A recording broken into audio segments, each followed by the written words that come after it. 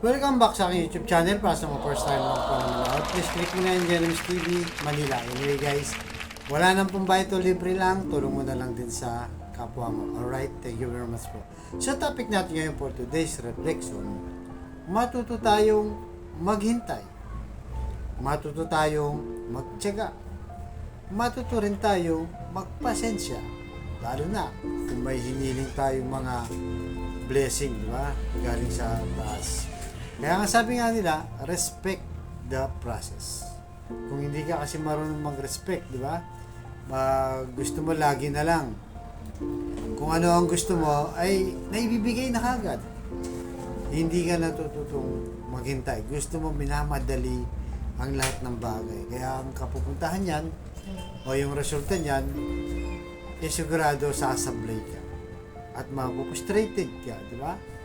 Kasi nga, yung inaasahan mo, akala mo, andyan na kagad. Kung hindi pa pala oras, di ba? Hindi pa para sa iyo yan.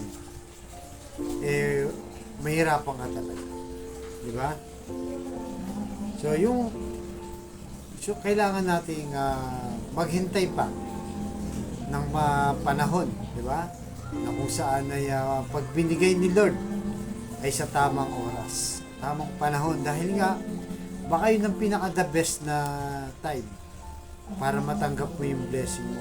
Dahil, kaya hindi yan binibigay dahil hindi ka pa ready sa iyong matatanggap.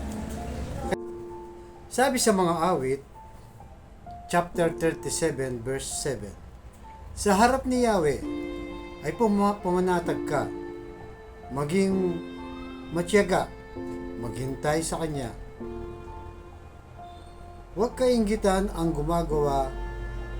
gumiginhawa sa maling paraan, umunlad man sila. So guys, napakalinaw, di ba? So, pumanatag daw natin ang kalooban, lalo na sa mga bagay na hiniling natin. Yan ang pangako ni Yahweh. At kung nakikita mo, yung kapitbahay mo, kaibigan mo, o even yung kamag-anak mo, na parang ang bilis umasenso, tapos nasa maling gawain naman, huwag mong kainggitan yan. Dahil lang sabi nga dyan, ay maling paraan yan. Yung pag-unlad na yan ay mawawala rin kaagad.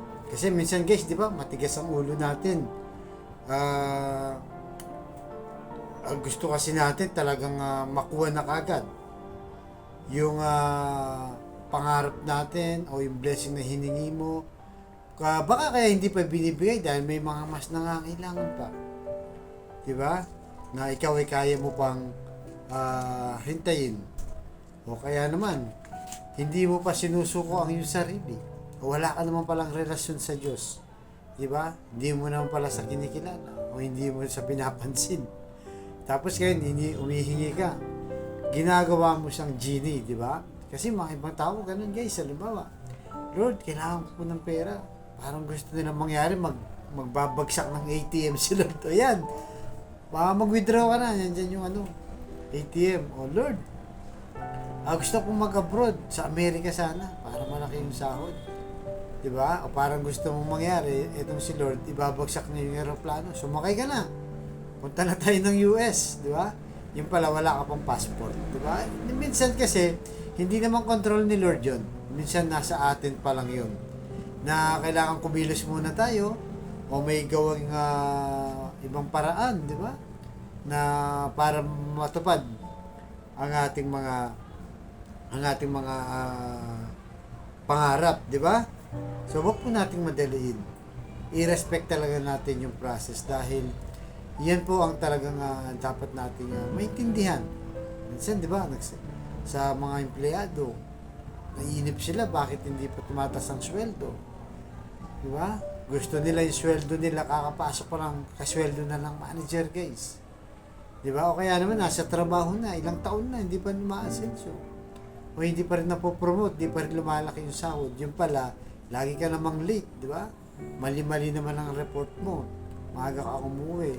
Minsan absent ka lagi. So, ibig sabihin, may mga ginagawa tayo kung minsan na taliwas doon sa hinihingi natin. Kaya hindi yan binibigay. Kaya kailangan po nating lalo pang magdasal, manalangin, magsikap. Habang wala pa yung ating mga hinihintay na mga biyaya, ay magtiyaga po tayo. Hintayin lang natin. Alam naman natin na pag nagbigay si Lord, the best, di ba? At pag siya ay nagbigay ng blessing, wala namang makakapigil dyan, guys, di ba? At kung ayaw namang ibigay yung blessing, wala rin makakapigil dyan. Kaya tuloy lang po tayo kung anong ginagawa natin na sa tingin natin ay tama, ay yun po ang kailangan gawin. Dahil wag tayong magmadali, lalo na kung hindi pa napapanahon. Hintayin lang po natin.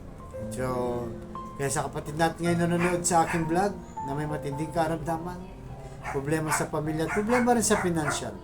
Sabayin mo ako sa napakasimpleng dasal na kung ikay maniwala at ikay magtiwala sa ating Panginoong Yesus, ay tsak yun, ipagkakaloob sa iyo ng ating Panginoong Yesus.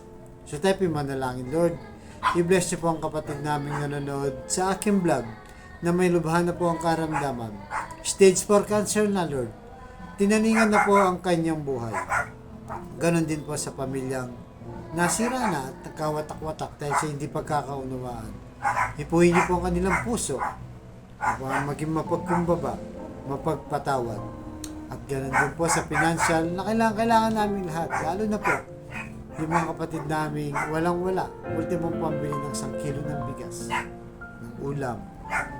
Pinoproblema pa, Lord. Iniisip pa kung paano itatawid ang pamilya. I-bless po ang aming hanap buhay para sa aming pamilya. So, ang lahat ng tiniling namin, sa pangalan natin, Panginoong Yesus. Amen and amen.